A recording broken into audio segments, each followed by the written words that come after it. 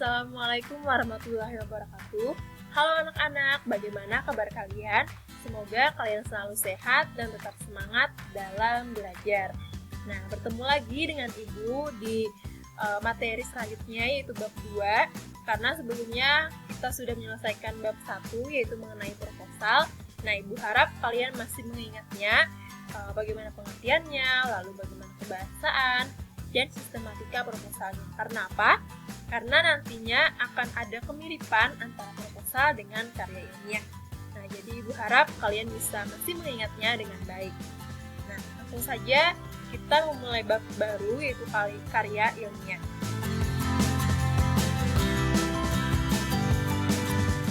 Nah, yang pertama kita akan membahas peta konsep dulu. Peta konsep ini supaya memudahkan kalian untuk mengetahui apa saja materi yang akan kita bahas di bab 2 ini. Yang pertama, kita akan mengidentifikasi informasi, tujuan, dan esensi sebuah karya ilmiah. Nah, maksud dari esensi ini adalah manfaat dari sebuah karya ilmiah. Lalu, yang kedua adalah menganalisis sistematika dan kebahasan karya ilmiah. Yang ketiga, mengumpulkan dan mengidentifikasi data yang berkenaan dengan informasi yang akan disusun dalam bentuk karya ilmiah. Lalu yang terakhir, kalian akan merancang atau membuat karya ilmiah. Lanjut ke pengertian. Nah, pengertian karya ilmiah, mungkin kalian sudah sering mendengarnya ya. Karya ilmiah merupakan salah satu jenis karya tulis yang berisi berbagai informasi. Nah, jadi di dalam karya ilmiah ini harus berisi informasi. Informasi tersebut merupakan hasil dari pengamatan dan penelitian.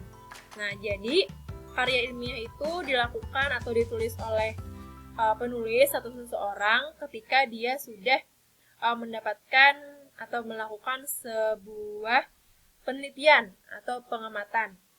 Jadi, ketika dia sudah menyelesaikan penelitian atau pengamatannya, dia bisa menuliskan di karya ilmiah. Nah, maka dari itu adalah bentuk tertulisnya, bentuk karya tulis, bentuk fisiknya. Fisiknya adalah dengan menulis sebuah karya ilmiah.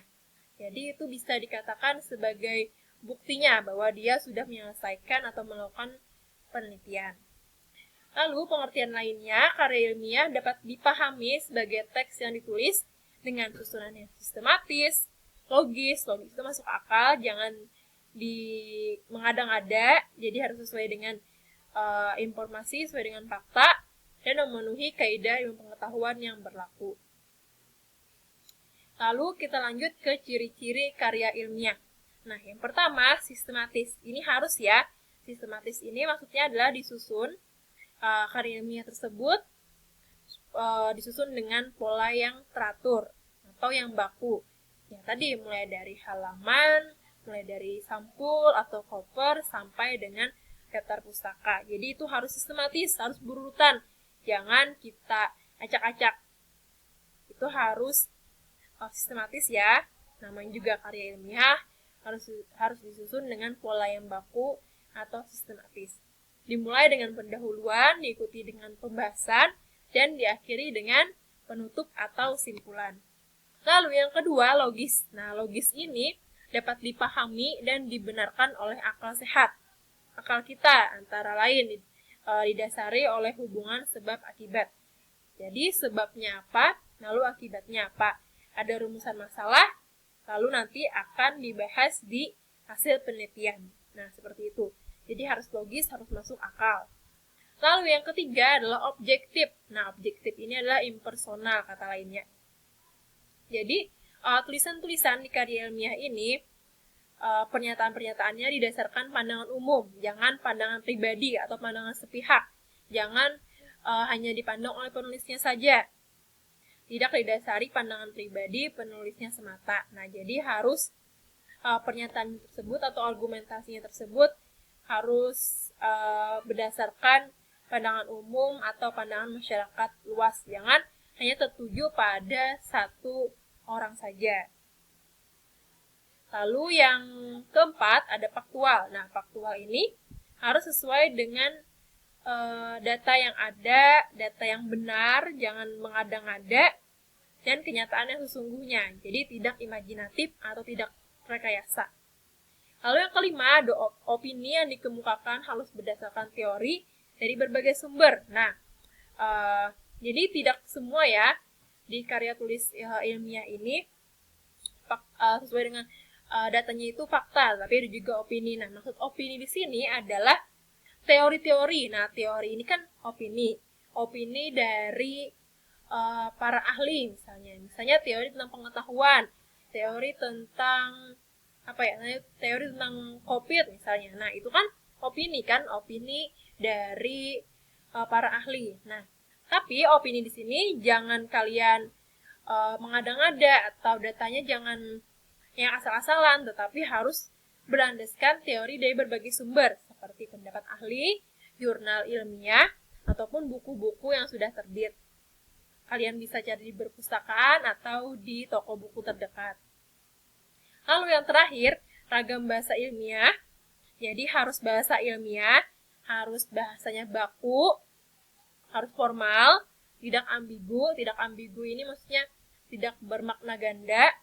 Jadi maknanya itu harus satu, jangan ambigu ya. Lalu tidak menggunakan kata-kata yang bersifat konotatif atau kiasan. Berarti harus kata-kata yang bersifat denotatif atau kata-kata yang langsung dijelaskan. Jangan ada kata-kata kiasan. Nanti kalau kata-kata konotatif ini sering kalian temukan ketika menulis puisi. Nah, jadi kalau menulis karya ilmiah itu tidak diperlukan kata-kata kiasan itu, tapi diperlukan kata-kata yang denotatif atau bermakna lugas langsung. Lalu kita beralih ke tujuan karya ilmiah. Nah, tujuan karya ilmiah ini yang pertama, karya ilmiah bisa menjadi wahana untuk melatih ide. Yang kedua, menjadi wahana transformasi pengetahuan antara sekolah dan masyarakat. Yang ketiga, untuk membuktikan pengetahuan dan potensi ilmiah yang dimiliki oleh siswa. Dan pembuktian dalam menghadapi dan memecahkan masalah. Karena kalau tidak ada masalah, maka tidak adalah atau tidak bisa dituliskanlah sebuah karya ilmiah. Maka dari itu kita harus memecahkan sebuah masalah agar kita bisa mengetahui hasil dari penelitian tersebut. Lalu yang keempat, melatih keterampilan dasar dalam melakukan penelitian. Nah, jadi kita bisa melatihnya sejak dini ketika nanti kalian akan menuliskan karya ilmiah untuk menyelesaikan jenjang kuliah kalian. Lalu, fungsi karya ilmiah. Yang pertama, sebagai bahan rujukan untuk berbagai kepentingan dan kegiatan ilmiah seperti seminar dan penelitian lainnya. Yang kedua, sarana edukasi untuk penyebaran kebenaran ilmu tertentu. Yang ketiga, sebagai sarana diseminasi. Nah, diseminasi ini adalah penyebaran ilmu. Jadi ilmu itu disebarkan, seseorang ataupun kelompok masyarakat tertentu akan lebih luas wawasannya dan keilmuannya dengan membaca karya tulis ilmiah. Nah, jadi banyak ya fungsi karya ilmiah. Nah, lalu kita beralih ke jenis-jenis karya ilmiah. Jenis-jenis karya ilmiah ini yang pertama artikel, yaitu jurnal. Ini mungkin kalian sudah sering mendengarnya atau di antara kalian sudah beberapa ada yang pernah membaca artikel atau jurnal. Lalu yang kedua, makalah. Nah, makalah ini mungkin mulai dari SMP ya, disuruh membuat makalah. Lalu mulai dari misalnya ada yang dari kelas 10 SMA, kalian sudah bisa membuat makalah. Jadi makalah ini termasuk karya ilmiah. Yang ketiga, skripsi. Skripsi ini adalah karya ilmiah ketika kalian di S1. Lalu yang keempat, tesis. Nah, ketika kalian ingin melanjutkan ke jenjang S2, maka kalian harus menyelesaikan sebuah tesis. Lalu yang ketiga, jika kalian ingin melanjutkan ke jenjang S3 atau gelarnya nanti doktor ya, bukan dokter, tapi doktor. Nah, maka kalian harus menyelesaikan sebuah disertasi. Yang terakhir adalah work paper. Nah, atau kertas kerja. Nah, ini apa ini? Kertas kerja ini adalah sama saja dengan makalah, tetapi bedanya kalau kertas kerja ini lebih tajam, lebih dibahas apa yang ingin dibahas, dan ini nantinya akan dipresentasikan di seminar, bisa juga dihadiri oleh ilmuwan-ilmuwan.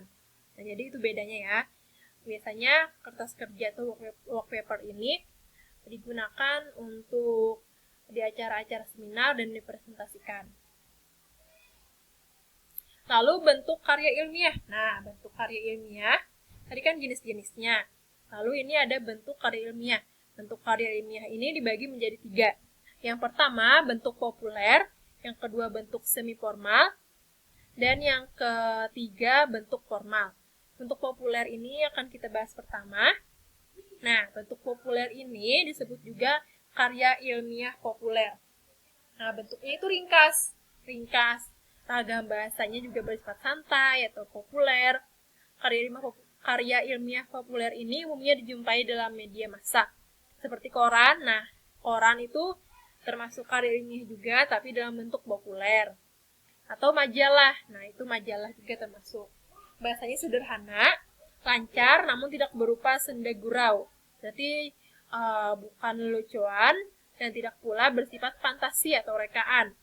Nah, jadi kalau kalian menemukan atau membaca koran dan majalah, berarti kalian sudah membaca bentuk populer dari sebuah karya ilmiah. Lalu yang kedua ada bentuk semi formal. Nah, semi formal ini digunakan dalam berbagai jenis laporan biasa dan makalah atau artikel. Nah, artikel itu termasuk juga semi formal dan makalah itu termasuk juga semi formal. Jadi, ini sistematikanya kalau bentuk semi formal, yang pertama ada halaman judul, kata pengantar, daftar isi, pendahuluan, pembahasan, simpulan, dan daftar pustaka. Lalu yang terakhir ada bentuk formal. Nah, bentuk formal ini bentuknya formal. Tujuannya adalah itu tadi untuk sebagai syarat kalian menyelesaikan kuliah. Misalnya kuliah S1 kalian harus menyelesaikan skripsi. Kuliah S2 kalian harus menyelesaikan tesis. Dan kuliah S3 kalian harus menyelesaikan disertasi. Nah, ini urutannya. Yang pertama halaman judul. Kedua, tim pembimbing atau lembar pengesahan. Yang ketiga kata pengantar. 4 abstrak, daftar isi, bab pendahuluan, bab telaah kepustakaan atau kerangka teori. Ke-8 bab metode penelitian. 9 bab pembahasan hasil penelitian. Ke-10 simpulan, 11 daftar pustaka, 12 lampiran, dan 13 riwayat hidup. Nah, jadi lebih banyak sistematikanya di bentuk formal ini, karena bentuknya formal dan itu lebih ketat karena akan dipresentasikan di depan dosen-dosen. Nah, jadi harus lengkap sistematikanya. Ini perbedaannya. Kalau bentuk formal itu ada 13, kalau bentuk semi formal hanya ada mulai dari halaman judul sampai daftar pustaka. Ini ada 7 ya. Nah, jadi kalian bisa membedakan antara bentuk semi formal dengan bentuk formal. Nah, jadi itu saja dulu yang dapat Ibu sampaikan di pertemuan pertama kita di bab 2. Semoga bisa dipahami dan dimengerti. Jika ada pertanyaan, kalian bisa tanyakan di grup WA. Terima kasih atas perhatiannya. Wassalamualaikum warahmatullahi wabarakatuh.